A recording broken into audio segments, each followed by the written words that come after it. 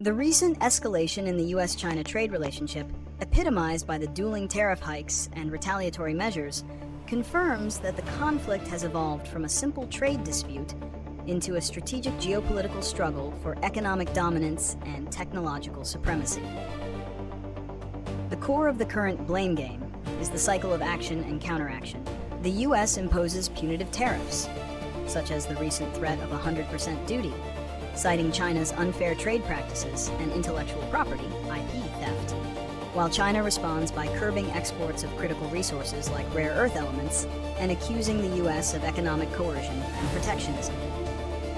This dynamic tension is sustained by a fundamental lack of trust and an increasing alignment of economic policy with national security goals in both capitals.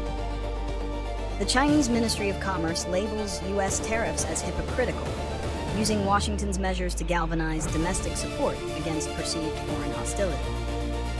Conversely, US policymakers across administrations view tariffs as the necessary leverage to force Beijing to dismantle state-subsidized industrial policies and unfair market restrictions. This perpetual state of tension is now the new normal, where every economic policy move by one side is framed and justified as a defensive reaction to the other. Reasons for the enduring conflict. The persistence of this tariff war is rooted in three deeply entrenched structural issues that neither side has been willing to fully concede. First is the structural trade imbalance and the accompanying concerns over intellectual property, IP, and forced technology transfer. Washington argues that China's state-centric economic model artificially suppresses imports and enables the theft of proprietary US technology, fundamentally distorting the global trading system. The tariffs are intended to penalize this behavior. Second is the battle for technological and supply chain control. The current skirmish is less about finished consumer goods and more about high-value strategic inputs. The US is focused on restricting China's access to advanced semiconductors and AI-related software, while China's export curbs on rare earth minerals, essential for high-tech manufacturing, defense, and electric vehicles, demonstrate its own ability to weaponize supply chains. This fight for control over key sectors like EV batteries, solar panels, and critical minerals is a defining feature of the 21st century geoeconomic rivalry. Third are domestic political factors. For the US, tough-on-China rhetoric and protectionist trade measures resonate with voters who feel displaced by globalization. For Beijing, standing firm against what it calls Western bullying bolsters national solidarity and the ruling party's legitimacy, making large, politically damaging concessions highly improbable. Consequences for the global economy. The continuous blame game and tariff volatility produce severe and far-reaching economic consequences. Domestically in the US, the tariffs function as a tax on consumers and manufacturers, increasing input costs and contributing to inflationary pressures.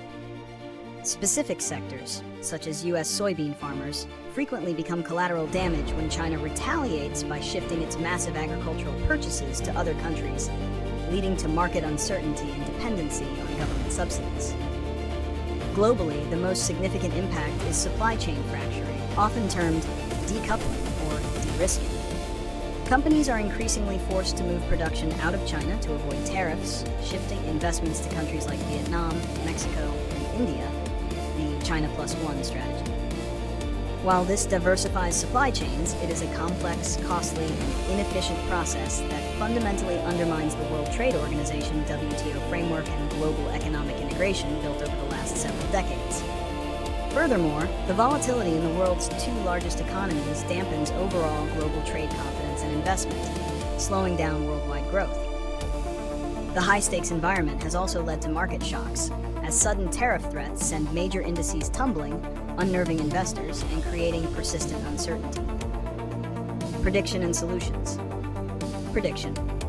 The pattern of escalation, followed by a temporary fragile truce, is likely to continue for the foreseeable future. Given the deep ideological and structural differences, especially surrounding technology and state capitalism, a comprehensive, enduring trade agreement is highly unlikely. Instead, we can predict a state of managed friction, where both sides focus on defensive measures, the US on targeted industrial policy and export controls, subsidizing domestic chip production, and China on achieving technological self-reliance, indigenous innovation.